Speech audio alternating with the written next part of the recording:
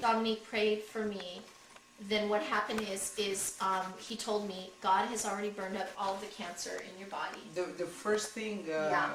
like you were talking about the pneumonia, is my pneumonia was healed immediately in the hospital, and the doctor was shocked and said there must be a problem with the x-ray machine because it could not heal this quickly. And I'm speaking now to you, okay, whoever's listening right now.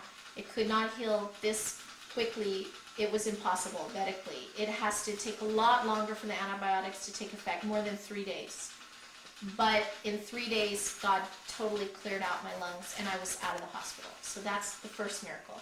The second miracle that happened was the doctors were saying that I had melanoma cancer. They needed to do another incision because the cancer was deeper and was farther around, was spread out more, and they didn't get it all out the first time.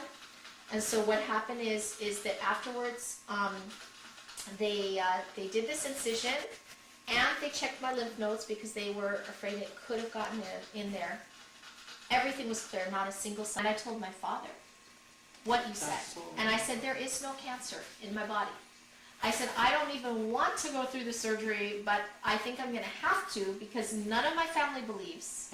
I'm the only one who believes and knows there's no more cancer in my body. And so for their sake, and also as a confirmation, I really should get everything done, you know. I was not happy about this because I hate surgery. I did not want to have to do this, but I did. And afterwards, you know, sure enough, there was nothing. Now, and when I went in, they had to give me a radioactive isotope right in my wound, right where I had the scar. And my scar was very sensitive. If you even touched it, it hurt. And so they gave me, and I'm going to show my scar here. You can kind of see a little bit, you know, the scar.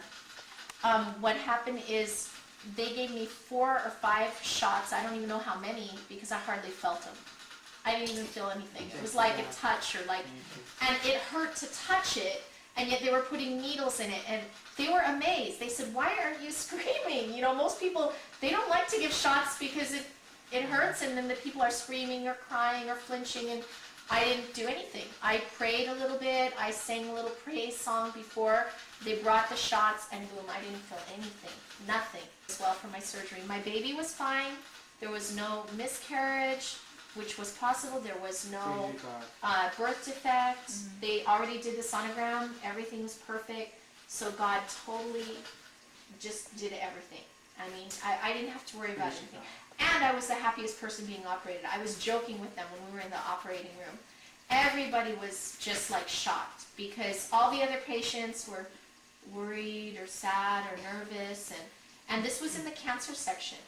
So a lot of them, they were, you know, nervous and, you know, and so, you know, here I was bringing joy to everybody and everybody was happy and, you know, and I made them smile and, you know, it was very nice.